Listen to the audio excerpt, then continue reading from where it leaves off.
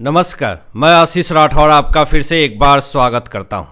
आजकल जज रिटायर होने के बाद राजनीति ज्वाइन कर लेते हैं या फिर वकील वकालत करते हैं और साथ साथ किसी राजनीति पार्टी से भी जुड़े हुए होते हैं। जब चीफ जस्टिस ऑफ इंडिया से ये सवाल पूछा गया कि जब आप रिटायर होंगे नवंबर 2024 में तो क्या आप कोई पार्टी ज्वाइन करेंगे, क्या आपकी मंशा है कि आप किसी पार्टी में जा करके देश की सेवा करेंगे, तो इस पे चीफ जस्टिस ऑफ इंडिया ने जो जवाब दिया उससे पूरी तरीके से एक अलग माहौल क्रिएट हो रहा है।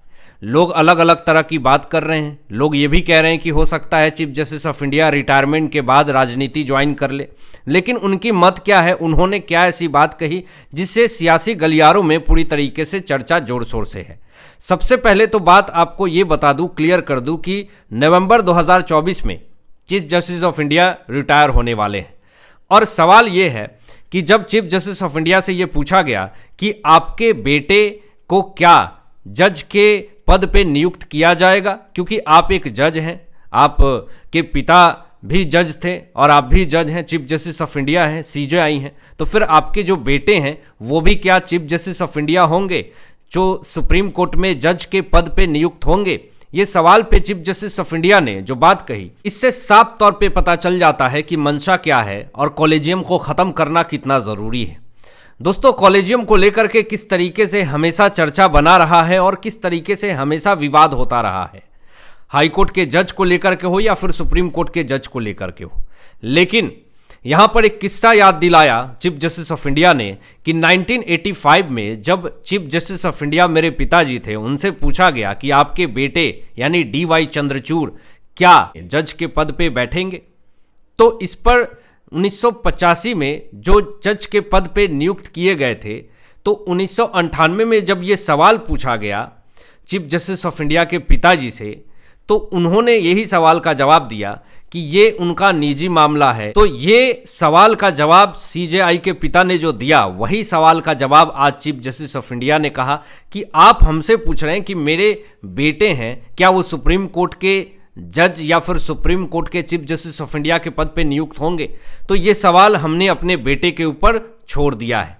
लेकिन जो पीढ़ी चलती आ रही है, चाहे चीफ जस्टिस ऑफ इंडिया के पिता हों या फिर चीफ जस्टिस ऑफ इंडिया हों या फिर चीफ जस्टिस ऑफ इंडिया के पुत्र हों, ये पद पे नियुक्त होने को लेकर के हमेशा चर्चा तेज रहा है, हमेशा विवाद खड़ा रहा है।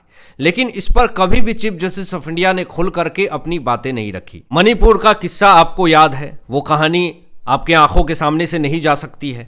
उस वक्त किस तरीके से बढ़ चढ़ करके चीफ जस्टिस ऑफ इंडिया ने सामने आकर के ये बात कहा था कि मणिपुर में जिस तरीके की अभी स्थिति है या फिर हालात हुई है, अगर सेंट्रल गवर्नमेंट उस पर कोई कार्रवाई नहीं करती है तो हम उस पर कार्रवाई करेंगे।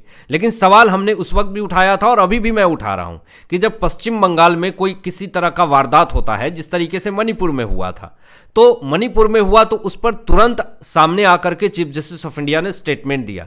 लेकिन वही पश्चिम बंगाल में या फिर तमिलनाडु में, कर्नाटक में ऐसे बहुत सारे वारदात होते हैं, लेकिन चीफ जस्टिस ऑफ इंडिया इस पे एक भी टिप्पणी देना सही नहीं समझते हैं। जज की नियुक्ति को लेकर के हमेशा सरकार और कोर्ट में मतभेद होता रहता है, कॉलेजियम को लेकर के हमेशा मतभेद होते रहते हैं, और कॉलेजियम जब तक नहीं समाप्त होगा, ऐसे बहुत सारे लोग हैं जिनके अंदर क्वालिटी भरी पड़ी है लेकिन उनको मौका नहीं मिलता है। लेकिन इसीलिए एक विवाद ये खड़ा हो जाता है कि सुप्रीम कोर्ट के जज हों या फिर हाई कोर्ट के जज हों, इनको नियुक्ति को लेकर के सरकार और कोर्ट में हमेशा ही मतभेद क्यों शुरू हो जाता है, क्यों आक्रामकता वाली माहौल क्रिएट हो जाती है, ये सबसे बड़ा सवाल है। अगर आपको ये बात नहीं पता है तो ये भी मैं आपको बता दूं कि हाईकोर्ट में जजों की नियुक्ति के लिए नाम कॉलेजियम रिकमेंड करता है। ये नाम राज्य सरकार, राज्यपाल, केंद्र सरकार और सुप्रीम कोर्ट के पास ये पूरा नाम जाता है। वहां अगर सहमति बनती है तो हाईकोर्ट के जज को नियुक्त किया जाता है। लेकिन अब सवाल ये उठता है कि हाईकोर्ट के जज की नियुक्ति को लेकर के तो आपने स्टेटमेंट दे दिया, आपने ये कह दिया कि हाईकोर्ट के जज की नियुक्ति होती है जिसमें कि सेंट्रल गवर्नमेंट, सुप्रीम कोर्ट, राज्यपाल और राज्य सरकार, ये तमाम लोग सम्मिलित होते हैं। अब चीफ जस्टिस ऑफ इंडिया ने एक ऐसा स्टेटमेंट दे दिया है, एक ऐसी बात कह दी है जिससे पूरा विवाद खड़ा हो रहा है कि हाईकोर्ट के जज हों या फिर सुप्रीम कोर्ट के जज हों, ये जैसे रिटायर होते हैं वैसे ही राजनीति में आ जाते हैं। लेकिन इस पर जो स्टेटमेंट इन्होंने दिया, चीफ जस्टिस ऑफ इंडिया ने जो बातें कही, इससे पूरा विवाद खड़ा हो रहा। हालांकि चीफ जस्टिस ऑफ इंडिया ने जो बात कही है वो अपने आप में अलग ही विचारधारा की है, लेकिन फिर भी एक मत निकाला जा रहा, एक निर्णय उसका जो सामने आ रहा, इससे यही पता चलता है कि क्या मंशा है नवंबर 2024 में जब chief justice of India retire होंगे उसके बाद क्या राजनीति में आने की मंशा है, कौन सी पार्टी में आएंगे। ये तमाम चीजें चर्चा का विषय बना हुआ। हालांकि चीफ जस्टिस ऑफ इंडिया ने ये बात कही, जज बनकर के जब आप रिटायर होते हैं तो थोड़ा समय दीजिए, राजनीति में अगर जाना है तो थोड़ा आपको समय देना पड़ेगा। ये स्टेटमेंट का मतलब साफ तौर पे यही हो जाता है कि मंशा है कि राजनीति में जाएं। यानी अगर कोई जज रिटायर होगा तो सीधा राजनीति में जाने की ही क्यों सोचेगा, वो देश की सेवा और भी तमाम चीजों के द्वारा कर सकता है, लेकिन राजनीति में ही क्यों जाना है।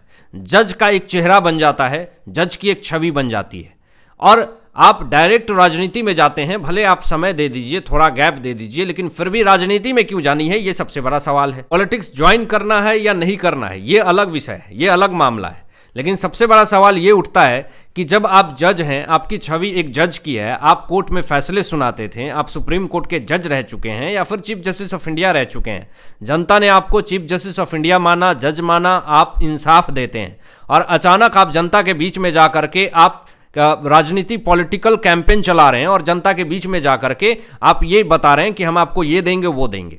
जनता आपको अभी भी जज समझ रही है, जनता की छवि आपके सामने जज की है, लेकिन आप जनता के बीच में जा करके आप वहां पे राजनीति कर रहे हैं और पॉलिटिक्स एजेंडा चला रहे हैं। इससे लोगों का भरोसा टूटेगा, विश्वास टूटेगा। हमारा मत तो यही कहता है कि जो जज हैं वो जज के पद पे रहें, जब रिटायर हो जाएं तो उनको शांति से भगवान की ध्यान और आराधना करनी चाहिए। आप राजनीति में जा करके आप एक ऐसा संदेश दे रहे हैं कि आप न्याय के मंदिर में बैठ करके एक तरफ फैसला सुना रहे थे और अपने छवि का, अपने पहचान का आप गलत प्रयोग कर रहे हैं। अब आपको बहुत सारे ऐसे लोग भी मिल जाएंगे जो अभी वकील हैं और साथ साथ नेता भी हैं। और एग्जाम्पल के लिए मैं आपको बता दूं कि कांग्रेस पार्टी के नेता अभिषेक मनु सिंघवी ये वकालत भी करते हैं और कांग्रेस पार्टी के नेता भी हैं। पहले कपिल सिब्बल कांग्रेस पार्टी के नेता भी थे और अभी ये वकील भी हैं। तो ऐसे बहुत सारे एग्जाम्पल मिल जाएंगे, लेकिन इससे छवि कितनी ज़्यादा खराब होती है। आप किसी मुवक्किल के लिए केस लड़ रहे हैं कोर्ट में, आप न्याय के मंदिर में वहाँ पे दलीलें दे रहे हैं, दूसरी तरफ आप प्रेस कॉन्फ्रेंस करते हैं और वर्तमान सरकार को टारगेट करते हैं।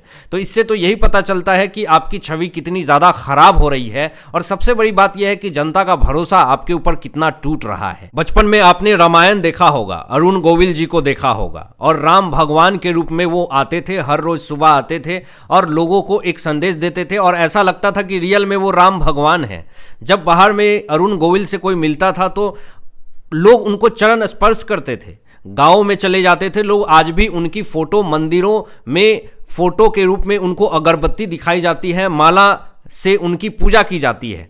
जब जनता या फिर कहीं भी वो दिखते हैं तो वृद्धावस्था महिला हो या फिर कोई भी युवा हो, उनको आज भी भगवान के रूप में पूजता है। लेकिन अब वो लोकसभा के सदस्य हैं, बीजेपी ज्वाइन कर लिया है उन्होंने, सांसद हैं और मेरठ में उनका जन्म हुआ है और अब वो नेता बन चुके हैं। तो उनकी छवि अचानक एक राम भगवान से एक नेता की हो गई। लेकिन सबसे बड़ा बात यह है कि इमेज में थोड़ा तो प्रभाव आएगा। उनको घर में रख करके कोई पूजा तो नहीं करेगा, क्योंकि वो एक नेता हो चुके हैं, वो एक लीडर हो चुके हैं। आज भी जहाँ पे टीवी नहीं है, जहाँ पे अखबार नहीं है, आज भी अरुण गोविल की फोटो है और लोग उनकी पूजा करते हैं। एक सवाल और उत्पन्न होता है कि आज आम आदमी कोर्ट में जाने से बहुत डरता है, और ये क्यों ऐसा होता है? क्योंकि लोगों का ये मत है कि सुप्रीम कोर्ट, हाई कोर्ट जो है वो आम आदमी के लिए नहीं है। मैं आपको बता दूं कि आज भी बहुत सारे आम आदमी ऐसे हैं जो ट्रायल कोर्ट में, निचली अदालत में अपने मामले को लेकर के जाते हैं, वहीं पे सुनवाई होती है, मामला लंबित चलता है, लेकिन उनकी हिम्मत नहीं होती है कि वो हाई कोर्ट और सुप्रीम कोर्ट जा सके। क्योंकि हाई कोर्ट और सुप्रीम कोर्ट के जो वकील हैं वहाँ उनकी फीस एक हियरिंग देने के लिए उनको अपनी ज़मीन और घर तक बेचनी पड़ेगी। तो इस पर चीफ जस्टिस ऑफ इंडिया ने यही बात कहा कि जो सुप्रीम कोर्ट में मामला 80,000 आज भी लंबित हैं, जिसमें 90% ऐसे लोग हैं जो आम आदमी हैं। लेकिन चीफ जस्टिस ऑफ इंडिया ने ये आंकड़ा नहीं बताया कि उस 90% में कितने लोगों को इंसाफ मिला। ये सबसे बड़ा सवाल है।